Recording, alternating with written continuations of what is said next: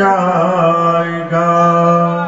پر رسول اللہ کا دین حسن رہ جائے گا۔ اطلس و خواب کی پوشاک پہ نازان ہو، اس تن بے جان پہ خاکی کفن رہ جائے گا، پر رسول اللہ کا دین حسن رہ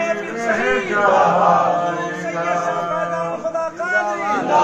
نام شاہان جہاں مٹ جائیں گے، لیکن یہاں نام شاہان جہاں مٹ جائیں گے، لیکن یہاں شیر تک نام و نشانے پنجتن رہ جائے، پر رسول اللہ کا دین حسن بارگاہ بن شریف اولاد غوث پاک شہزادہ سرکار رضوان خدا قادری خاندان اہل بیت حضور سرکار فیضان خدا قادری، میرے نبی کی ہیں یہ شان، میرے نبی کی ہیں یہ شان، نعرے تکبیر، نعرے رسالت۔ حضور دوبارہ پنجتن والا شعر پڑھ دیجئے حضور سبحان اللہ۔ نام شاہان جہاں مٹ جائیں گے، لیکن یہاں حشر تک نام و نشانے پنجتن رہ جائے گا، پر رسول اللہ کا دین حسن رہ جائے گا۔ ہم سفیر و باز میں ہے کوئی دم کا چہچہا، ہم سفیر و باز میں ہے کوئی دم کا چہچہا، بلبلیں اڑ جائیں گی، سونا چمن رہ جائے گا، پر رسول اللہ تکبیر، نعرے رسالت۔ سرکار سید شاہ خدا قادری، سرکار سید شاہ فیضان خدا قادری، خون سرکار حسن الہدیٰ خانقاہ بن شریف، جدی نصیر سید شاہ فیضان خدا قادری، پر رسول اللہ کا دین حسن رہ جائے گا، جو پڑھے گا صاحب لولاک کے اوپر درود آگ سے محفوظ اس کا تن بدن رہ جائے گا، پر رسول اللہ کا دین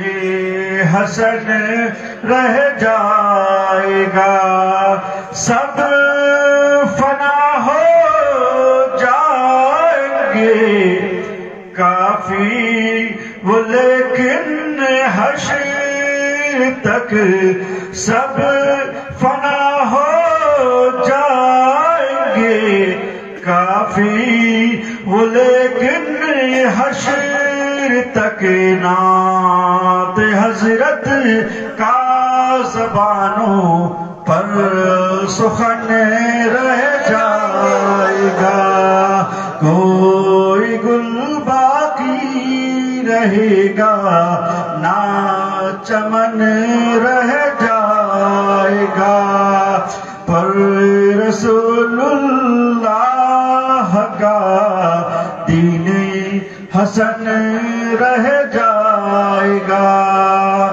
درود پاک پڑھ دے، اللہم صلی اللہ سیدنا مولانا محمد ماضی الجود والکرم وآلہ وآلہ وسلم، صلاۃ و سلام علیکہ یا رسول اللہ صلی اللہ علیہ وسلم۔ حضرات،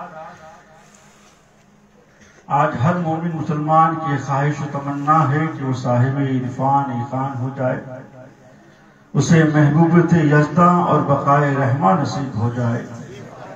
وہ دنیا میں باوقار اور قبر و حشر میں کامیاب و کامران ہو جائے۔ یاد رکھو، ارشاد خداوندی کے مطابق اس عظیم مقصد کے حصول کا صرف اور صرف ایک ہی طریقہ ہے کہ ہم تاجدار دو جہاں محمد مصطفیٰ صلی اللہ علیہ وسلم کے مطیع فرما بردار بن جائے، کیونکہ رب فرماتا ہے قل ان کنتم تحبون اللہ فاتبعونی یحببکم اللہ ویغفر لکم ذنوبکم واللہ غفور رحیم۔ اے محبوب، آپ فرما دیجئے کہ اے لوگوں، تم اگر اللہ کو دوست رکھنا چاہتے ہو تو پہلے میرے مطیع فرما بردار بن جاؤ، تو اللہ تعالیٰ تم کو بھی دوست رکھے گا اور تمہارے گناہ بخش دیے جائیں گے، اور اللہ بخشنے والا مہربان ہے۔ حضرات، اس آیت پاک کے تحت صاحب تفسیر روح البیان نقل فرماتے ہیں کہ سرکار دو عالم صلی اللہ علیہ وسلم نے جب کعب بن اشرف ان کے ساتھیوں کو دعوت اسلام دی تو انہوں نے جواب میں یہ کہا، نحنو ابناء اللہ و احباہ، ہم اللہ کے بیٹے اور اس کے پیارے ہیں۔ چنانچہ کعب بن اشرف ان کے ساتھیوں نے جب یہ کہا کہ ہم اللہ کے بیٹے اور اس کے پیارے ہیں، تو خالق کائنات نے اپنے پیارے محبوب سے فرما دیا کہ اے محبوب، آپ ان لوگوں سے فرما دیجئے کہ جو لوگ آپ کے وسیلہ جلیلہ کے بغیر اللہ کی محبت کا دعویٰ کرتے ہیں، جو لوگ آپ کے دامن رحمت کو چھوڑ کر پھر بھی اپنے آپ کو اللہ کا پیارا سمجھتے ہیں، جو لوگ آپ کی اطاعت و فرمانبرداری کیے بغیر بارگاہ خداوندی میں قرب حاصل کرنا چاہتے ہیں، تو ان کو بتا دیجئے کہ اے لوگوں، اگر تم اللہ کو دوست رکھنا چاہتے ہو، اے لوگوں، اگر تم اللہ کو محبوب رکھنا چاہتے ہو، اے لوگوں، اگر تم اللہ کو اپنا دوست اور محبوب اور عزیز رکھنا چاہتے ہو، تو پہلے میرے مطیع فرمانبردار بن جاؤ، اور جب تم میرے تابع فرمانبردار بن جاؤ گے تو اللہ تعالیٰ تم کو بھی دوست رکھے گا، تمہارے گناہوں کو بخش دے گا، تمہیں جنت عطا کرے گا، اور تم بھی دونوں جہاں میں فلاح عظیم پانے والے ہو جاؤ گے، کیونکہ رب فرماتا ہے من یطع اللہ ورسولہ فقد فاز فوزا عظیما، اس نے اللہ اور اس کے رسول کی اطاعت کی، اس نے بڑی کامیابی۔ نعرہ تکبیر، نعرہ رسالت، شیر سید شاہ رضوان خدا قادری، گدی نشین سرکار فیضان خدا قادری۔ سرکار دو عالم صلی اللہ علیہ وسلم ایک مرتبہ ایک غزوے میں تشریف لے گئے، ایک جنگ میں تشریف لے گئے۔ اثناء سفر میں ایک صحابی کا اونٹ گم ہو گیا، انہوں نے اپنے عقیدے کے مطابق حضور کے پاس حاضر ہو کے فریاد کی اور اپنے گم شدہ اونٹ کا پتہ دریافت کیا۔ حضور نے اپنے علم کی روشنی میں فرما دیا کہ تمہارا اونٹ فلاں وادی میں فلاں مقام پہ کھڑا ہوا ہے۔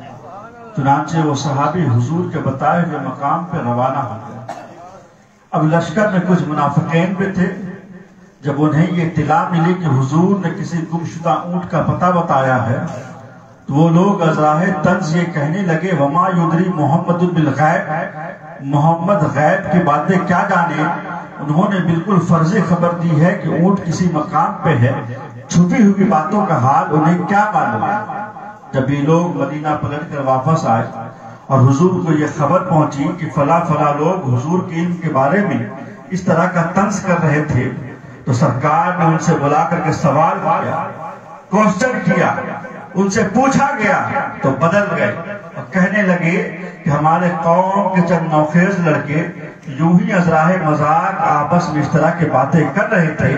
ویسے ہم لوگ حضور کے غیب دانی کے منکر نہیں ہیں، ہمارا بھی وہی عقیدہ ہے جو عام صحابہ کا ہے۔ ابھی اپنے صفائی میں وہ یہ بیان دے ہی رہے تھے کہ فوراً جبریل امین یہ آیت لے کے نازل ہوئے، قُلْ بِاللَّهِ وَآيَاتِهِ وَرَسُولِهِ كُنْتُمْ تَسْتَهْزِئُونَ لَا تَعْتَذِرُوا قَدْ كَفَرْتُمْ بَعْدَ إِيمَانِكُمْ۔ اے محبوب آپ فرما دیجئے کہ کیا مذاق کرنے کے لیے اللہ، اس کی آیتیں اور اس کا رسول ہی رہ گیا ہے؟ باتیں نہ بناؤ، ایمان قبول کرنے کے بعد تم کافر و مرتد ہو۔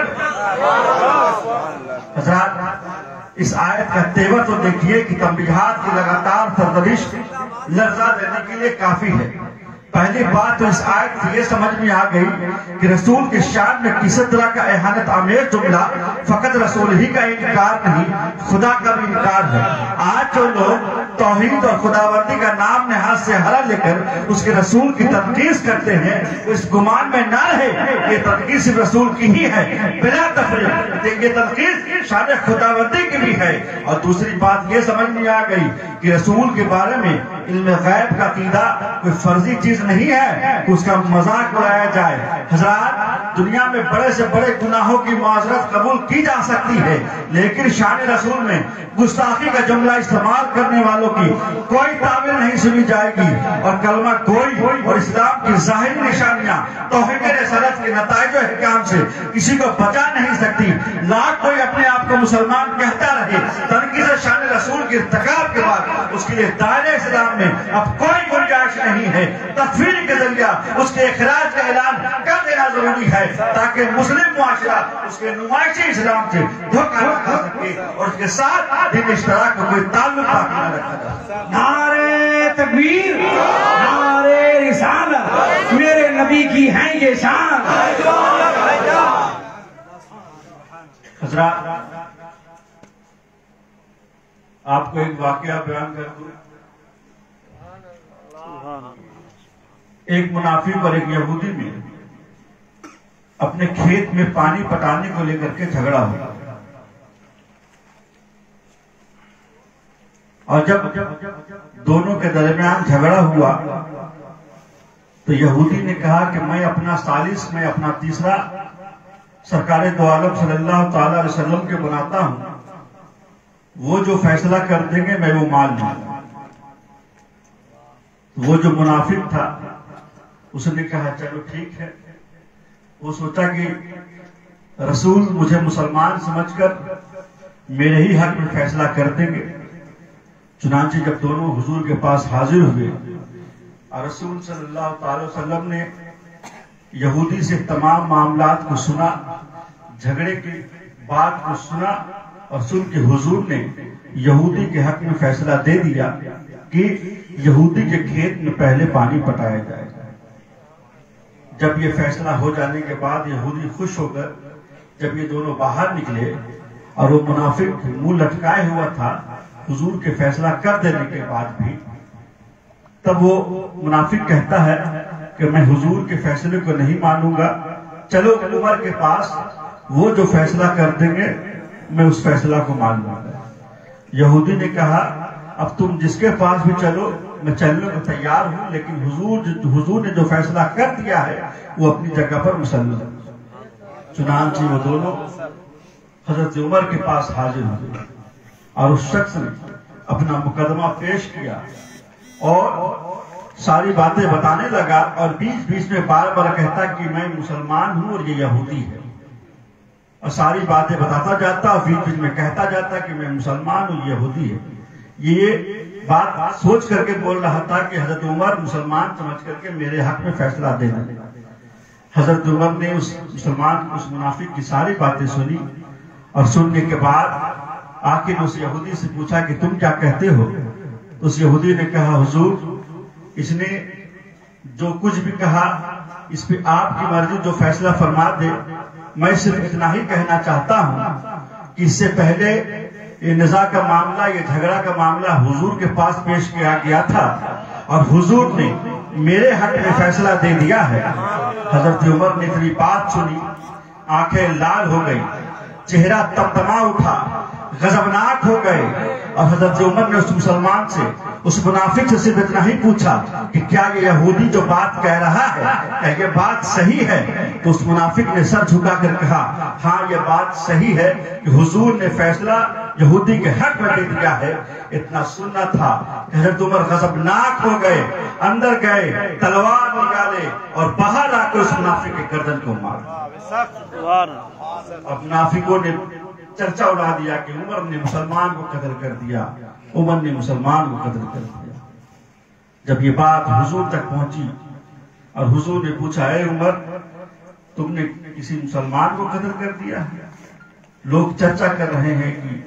محمد کے ماننے والے تو اپنے ہی لوگوں کو قتل کر دیتے ہیں، مسلمانوں کو قتل کر دیتے ہیں، غیروں کے بارے میں کیا کہا گیا؟ حضرت عمر نے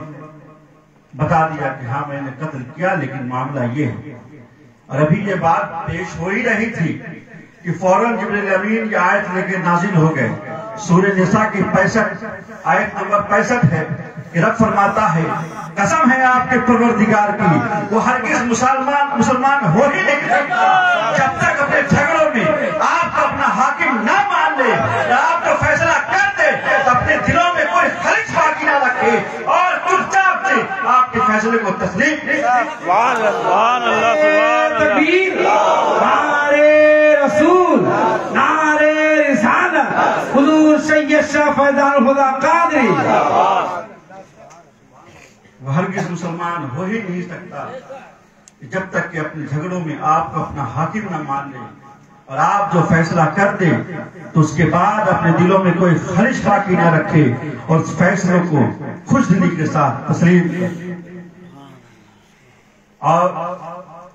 حضرات آپ لوگ ایک دوسرے کے ساتھ خوش اخلاقی کے ساتھ پیش آیا کریں، محبت سے رہا کریں، ایک دوسرے کے لیے دلوں میں کینہ نہ رکھا کریں۔ آپ کو بتا دوں حضرت بہلول دانا جب ایک قبر کے پاس سے گزر رہے تھے اور کچھ قبر کو دیکھا کہ قبر پھٹی ہوئی ہے اور ہڈیاں دکھ رہی ہے، حضرت بہلول دانا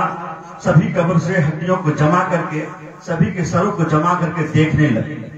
اتنی دیر میں وہاں کے بادشاہ کا گزر ہوا اور انہوں نے کہا بہلول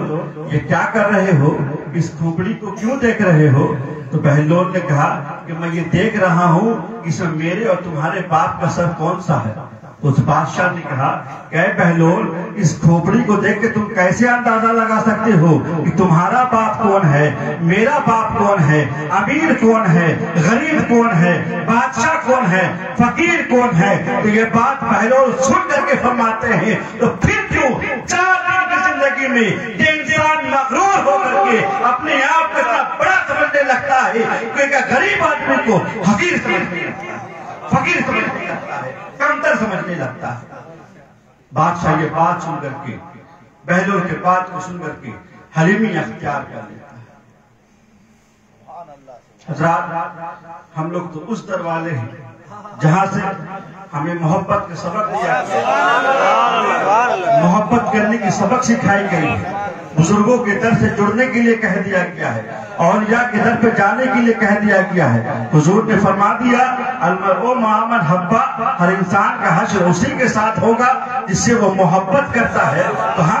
غوث سے محبت کرتے ہیں تو ہمارا حشر غوث کے ساتھ ہوگا، ہم خواجہ سے محبت کرتے ہیں تو ہمارا حشر خواجہ کے ساتھ ہوگا، ہم اولیاء کرام سے محبت کرتے ہیں ہمارا حشر اولیاء کرام کے ساتھ ہوگا، کیونکہ انہی اولیاء کرام کے بارے میں قرآن نے کہہ دیا الا ان اولیاء اللہ لا خوف علیہم ولا هم یحزنون، اللہ کے ولی وہ ہیں اس میں نہ کوئی خوف ہے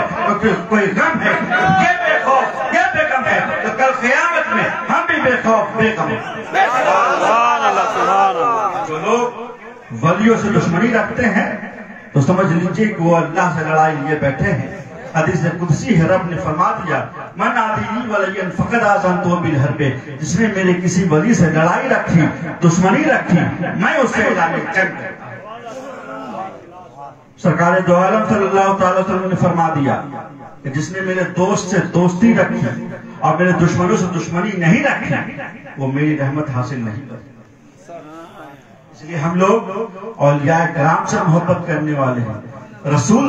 پاک سے محبت کرنے والے ہیں، اور کون سی محبت؟ وہ محبت جو اصل کائنات ہے، وہ محبت جو روح انسانیت ہے، وہ محبت جسے سفید شہر کی پیشانی تابندہ ہے، وہ محبت جسے کہکشاں کی ماں روشن ہے، وہ ہستی جس کے گرمی سے زندگی کا نم پھڑک رہی ہے، وہی نے زندگی کا چہرہ چمکایا، عشق جنموں سے روشن حریم کائنات، عشق نے آباد کر رکھے ہیں کتنے سومنات۔ تو عزیز غازیان گرامی، عشق محبت کی بے پناہ طاقت اور لطف کا اندازہ ہمیں نہ ہوگے، ہمیں ہو کہ نہ ہو، لیکن وہ نفوذ قدسیہ اچھی طرح جانتے ہیں، عشق محبت کی چاشنی کا مزہ چکھ چکے ہیں، عشق محبت کی دولت لازوال لے کر اس دار فانی سے ملک جاویدانی کی طرف سفر کر چکے ہیں، جو آیت کریمہ یوسف مغلا کی بوئے خوشگوار سن چکے ہیں، جو آج میں حیات ہے صبح قیامت تک حیات رہیں گے۔ یہ دنیا میں نہ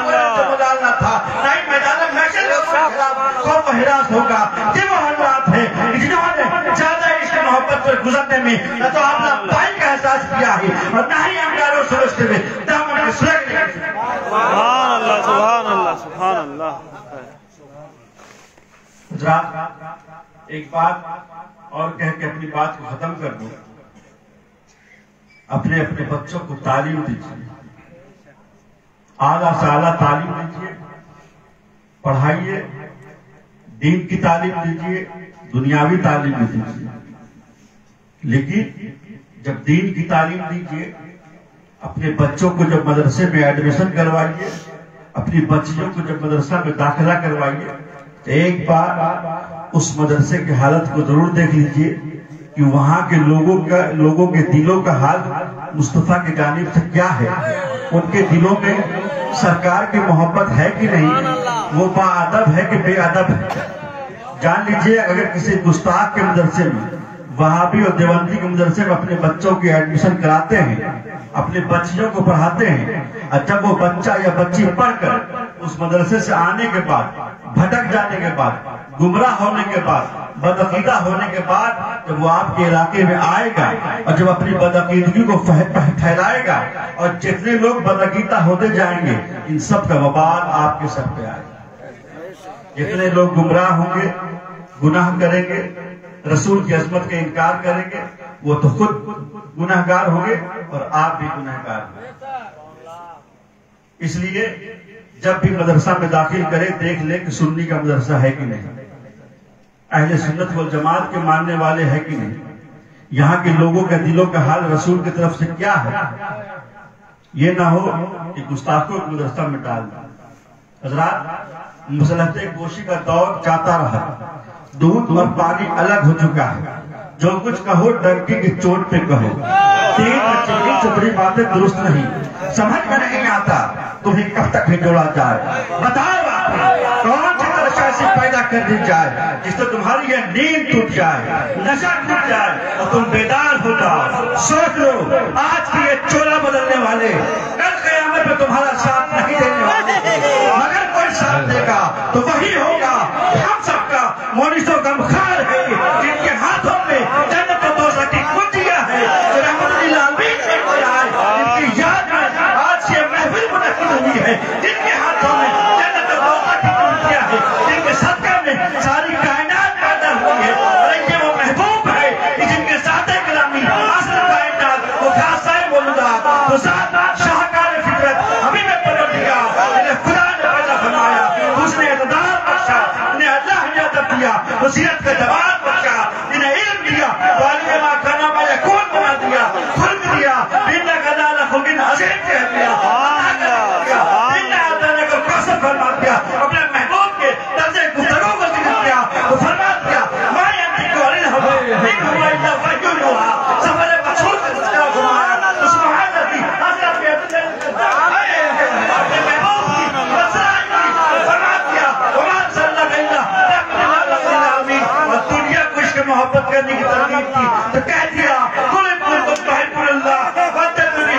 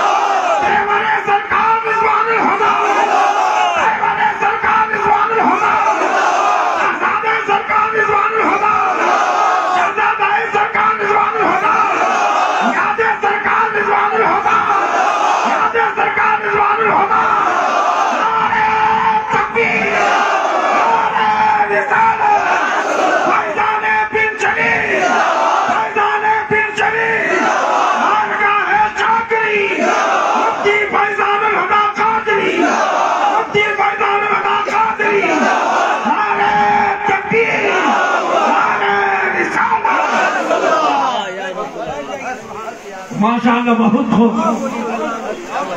दुनिया को इसकी मोहब्बत करने की तरतीब दी तो कह दिया कुल इन कुंतुम तुहिब्बुल्लाह फत्तबियुनिहुकुमुल्लाह।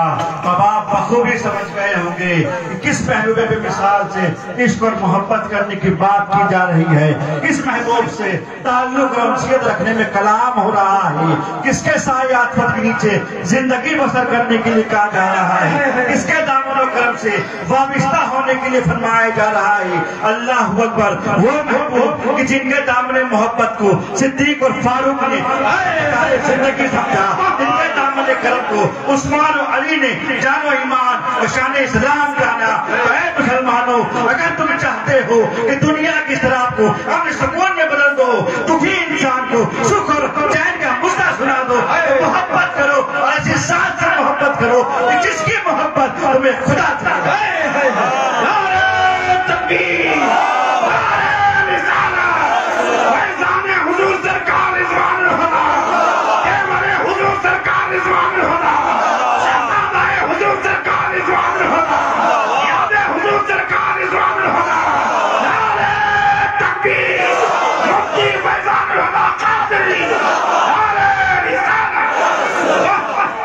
के लिए आज के दानिश्वरों ने सब कुछ किया, सारी तकबीरें बरती, बेशुमार नुस्खे तैयार किए, रंज और गम और फिक्र तरद्दुद दूर करने की लातादाद हल निकाले, लेकिन वो नहीं किया जो करना चाहिए था। अल्लाह के महबूब से मोहब्बत करना ही दुनिया को नहीं सिखाया, बाकी सब कुछ जतन कर रहे हैं। अरे हम आज भी कह रहे हैं कि मोहम्मद की मोहब्बत दीन हक की शक्ति है, इसी में हो अगर कामी तो सब कुछ नामुकम्मल है। और क्या खूब आला हज़रत लिखते हैं कि वाह क्या जो तो करम है शहे बदहा तेरा, वाह क्या जो दो करम है शहे बदहा तेरा। नहीं सुनता ही नहीं मांगने वाला फर्श वाले तेरी शौकत का क्या जाने, खुसरवाश पे उड़ता है फरेरा तेरा। और मैं तो मालिक ही कहूँगा के हो मालिक के हबीब, यानी महबूब मोहिब में नहीं मेरा तेरा। तेरी सरकार में लाता है रजा उसको शफी, जो मेरा गौस है और ला दिला बेटा तेरा। तुम मुझे याद करो मैं तुम्हें याद करूंगा। रब फरमाता है तुम मुझे तन्हाई में याद करो मैं भी तुम्हारा चर्चा तन्हाई में करूंगा। रब फरमाता है तुम मेरा चर्चा लोगों के झुरमुट में करो, लोगों को मजमा लगा कर करो, तो मैं भी तुम्हारा चर्चा तुम्हारा जिक्र फरिश्तों के झुरमुट में करूंगा। आइए तुझे अल्लाह अल्लाह कर ले तो रुदे पाक पढ़ ले। अल्लाह